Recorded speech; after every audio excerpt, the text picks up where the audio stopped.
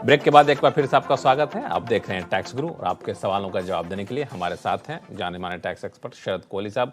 कोहली साहब, लोगों के सवाल लें उससे पहले एक मामला जो पिछले कुछ महीनों से मैं देख रहा हूं कि काफ़ी तेज़ी से निकल कर सामने आ रहा है, वो ये है कि लोगों को इनकम टैक्स का नोटिस आते हैं। नोटिस आना तो आम बात है, लेकिन ऐसी चीज़ों के लिए नोटिस आते हैं, ऐसे ट्रांजैक्शन के लिए आते हैं जो टैक्स पेयर्स ने कभी वो ट्रांजैक्शन किया ही नहीं है।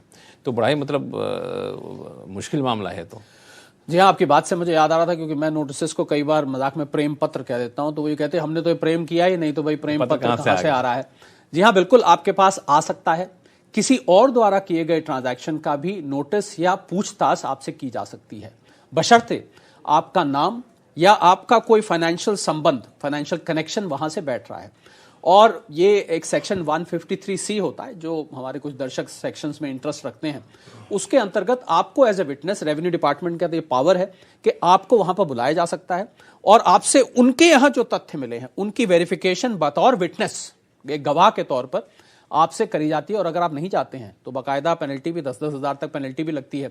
यही अगर किसी कंपनी या किसी बैंक से इंफॉर्मेशन लेनी है, इसके लिए सेक्शन 133(6) बना हुआ है। उस बैंक से, उस कंपनी से भी आपके बारे में इंफॉर्मेशन ली जाती है, यानी कि उसकी किसी थर्ड पर्सन से इंफॉर्मेशन इसकी ली जा सकती है। तो ये ले जा सकती है, इसमें घबराने की जरूरत नहीं। अगर आपने ट्रांजैक्शन नहीं किया तो आप इसको बता सकते हैं। लेकिन इसमें बताऊं, मैं कभी मैं एक साइबर फ्रॉड के मामले को देख रहा था, गया था कवरेज करने, तो मुझे बड़ा जानकर आश्चर्य लगा कि लोग फर्जीवाड़े से किसी का एक बैंक अकाउंट खोल लेते थे और उस बैंक अकाउंट के जरिए रूट करके दूसरे के बैंक अकाउंट से पैसा निकालते थे। अब जिस बैंक अकाउंट से रूट करके पैसा निकाला उसके अंदर ट्रांजैक्शन हुआ। अब वो जिसका बैंक अकाउंट उसको तो पता है नहीं, लेकिन ट्रांजैक्शन उसके अकाउंट के नाम पर होगा। तो ऐसे केस में इनकम टैक्स नोटिस जा सकते हैं। जी हाँ, बिल्कुल आ सकता है और आपको सफाई उसकी देनी पड़ेगी। आप पूरे तथ्य रखिए और आप बताइए कि ये मेरे द्वारा नहीं है। वो फिर छूटे भी हैं, क्योंकि जहां पता लग गया कि इनोसेंस है और उनका कोई गलती नहीं है, वहां छूटे भी हैं। और लक्ष्मण, आपकी इजाजत हो तो एक ट्राइब्यूनल का फैसला आया, हाल फिलहाल में आया है। बिल्कुल फैसला आया एक ट्राइब्यूनल का, जहां हमारे इसी से मिलता जुलता कि किसी थर्ड पार्टी का, तो एक डॉक्टर साहब ने अपने बिटिया का एडमिशन किसी मेडिकल कॉलेज में कराया। उस मेडिकल कॉलेज पर सर्च एंड सर्वे हुआ, वहां पर एक पर्ची लिखी मिली जिसपे डॉक्टर साहब का नाम था, 95 लाख आगे लिखा हुआ था कि इन्होंने कैपिटेशन फी दी है।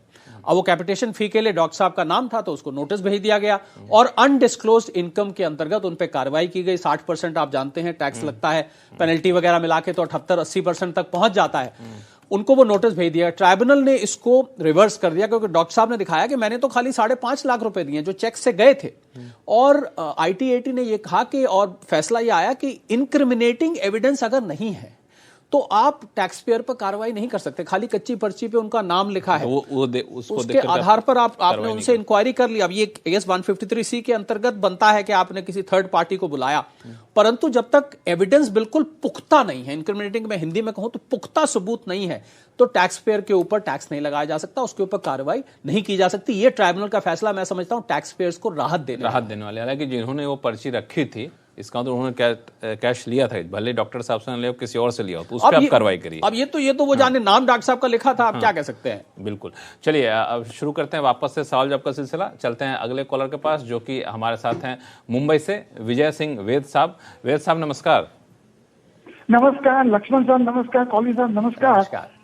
मैं टैक्स गुरु का बहुत बड़ा फैन हूँ, मैं एक भी प्रोग्राम में कभी मिस नहीं करता। धन्यवाद। और बहुत सारा नॉलेज हमें मिल रहा है इससे। जी, बहुत धन्यवाद। मेरा क्वेश्चन ऐसा है सर, मेरे पास 4 रेसिडेंशियल प्रॉपर्टी है, उसमें से एक प्रॉपर्टी मेरी सेल्फ ऑक्यूपाइड है जो मैं खुद यूज कर रहा हूँ। बाकी की 3 प्रॉपर्टी A, B, C वो मैंने भाड़े पे देके रखी है। उसमें ऐसा हुआ है कि प्रॉपर्टी A पे मुझे 2 साल से कुछ रेंट नहीं मिला है। प्रॉपर्टी B और C में मुझे 5 महीने का खाली रेंट मिला है फाइनेंशियल ईयर 22-23 में।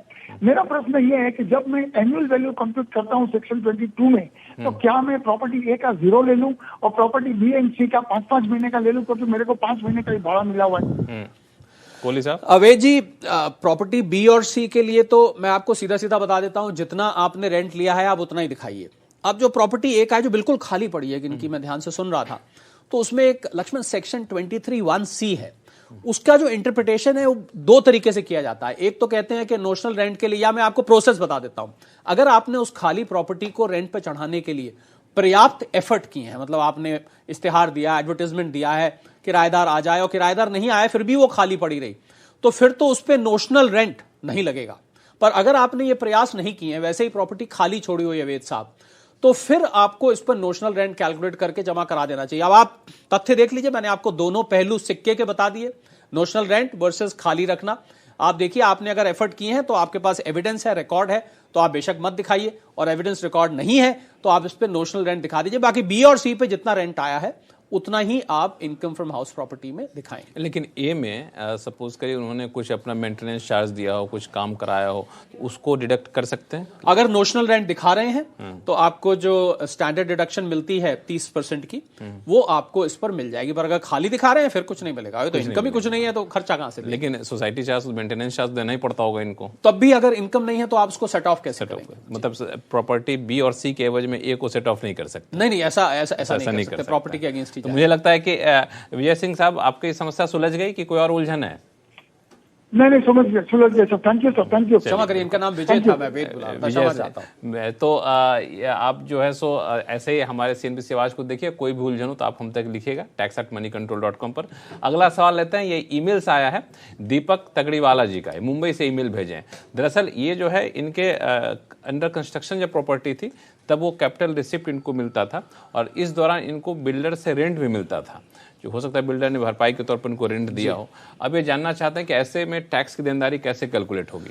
जी हाँ लक्ष्मण, इनका मुझे तथ्य सुनते ही बड़ा मशहूर केस कि हम लोग डील करते हैं, मुझे याद आया अजय पारसमल कोठारी का एक केस होता था, उसमें बिल्कुल ऐसे ही तथ्य थे। तो अगर आपको वो बिल्डर टेम्परेरली रेंट पे कर रहा है आपका कहीं और रहने के लिए, क्योंकि आपको उसने रीलोकेट कर दिया है, उसको कैपिटल रिसीट मानकर उस पर टैक्स नहीं लगेगा। पर इसमें लक्ष्मण एक शर्त जरूर है, दीपक जी को ध्यान रखनी चाहिए कि जो रेंट मिल रहा है वो आप खर्च भी कर रहे हो।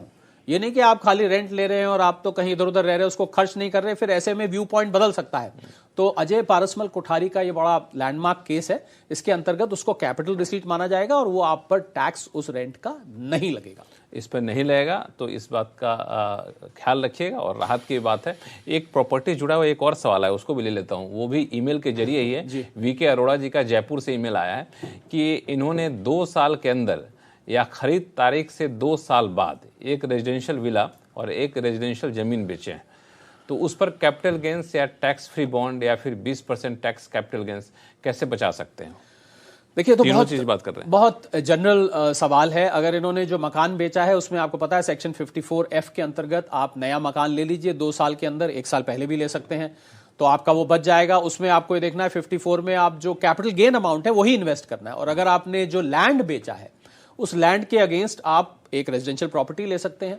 पहला वाला जो मैंने ऑप्शन बताया उसमें 54EC के बॉन्ड्स भी 50 लाख तक ले सकते हैं। जो दूसरा ऑप्शन है जो लैंड वाला, उसमें आपको रेजिडेंशियल प्रॉपर्टी लीजिए और वो उसमें आपको पूरा कंसिडरेशन इन्वेस्ट करना है, खाली कैपिटल गेन नहीं। वो आप 3 साल तक कंस्ट्रक्ट कर सकते हैं दोनों ऑप्शंस में, 2 साल तक परचेज कर सकते हैं। परचेज के लिए 1 साल पहले का भी मिलता है, 2 साल ट्रांजैक्शन के बाद का मिलता है। तो ये तो लक्ष्मण बहुत जनरल सवाल है, हम लगातार लोगों के सवाल जब आते हैं कैपिटल गेन के हम जवाब देते रहते हैं। इन्होंने तो पूरी हाउस प्रॉपर्टी सेल की जो कैपिटल गेन की प्रक्रिया है पूरी ही पूछ ली, मैंने बहुत संक्षिप्त में उसको बता दिया। और स्पेसिफिक पूछेंगे तो हम स्पेसिफिक भी बताएंगे। तो इसमें अगर मैं आपसे एक चीज, ये चूंकि सारी बातें इन्होंने रेजिडेंशियल की है, कमर्शियल में यही नियम लागू होगा कि नहीं, उनका नियम अलग है? देखिए, कमर्शियल प्रॉपर्टी के लिए ये नियम नहीं है। जो रेजिडेंशियल प्रॉपर्टी बेच के आप रेजिडेंशियल प्रॉपर्टी लेते हैं तो सेक्शन 54 उसके लिए आपको देता है। पर जो सेक्शन 54F है वो आपको कोई भी प्रॉपर्टी बेच के आप रेजिडेंशियल प्रॉपर्टी ले सकते हैं। इसमें तो लैंड भी आ गया, कमर्शियल छोड़िए, हमने लैंड को भी इंक्लूड कर लिया, तो इसलिए 54F का बेनिफिट ये तब भी ले पाएंगे। चलिए, तो फिलहाल वक्त है छोटे से ब्रेक का। ब्रेक के बाद बताएं कि अगर आप विदेश घूमने का प्लान कर रहे हैं तो कैसे बढ़ सकती है आपकी टैक्स की देनदारी, बताएंगे छोटे से ब्रेक के बाद।